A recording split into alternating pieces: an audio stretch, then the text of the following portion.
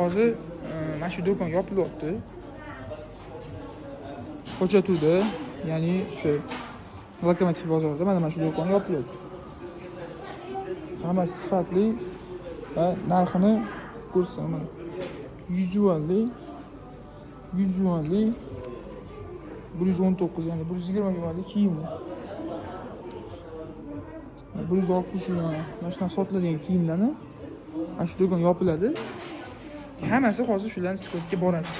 Xudo xolisa keyingi reysga avtobus Urumchiga kelgan paytda mana shu tovarlar qaysi skladga borganini men o'zim olib borib, xuddi shu tovarlarni olib beraman sizlarga. Xudo xolisa mana shunaqa yozgi mana bular o'tgan yilgi, 3 yil oldingi, 2 yil oldingi tovarlar emas, bu yilgi brendlar. Mana tepa-pastlar, ko'ryapsizlarmi tepa-pastlar, shortidan. Mana bu tovarlar. Mana shularning hammasi Xudo xolisa keyingi reysda, may oyidagi reysimizda mana shu tovarlarni olish imkoniyatiga ega bo'lasizlar. Mana ko'ynakchalarni qaranglar. Ko'ryapsizlarmi ko'ynaklarni? Qanaqa asal ko'ynaklar bolalarga. Shularning hammasi bo'ladi, Xudo xolisa. Mana tepa-pastlar. Ko'ringlar, mahsulotlarni, asalligini, shirinligini. Eng muhimi bu tovarlar bunaqa narx bo'lmaydi.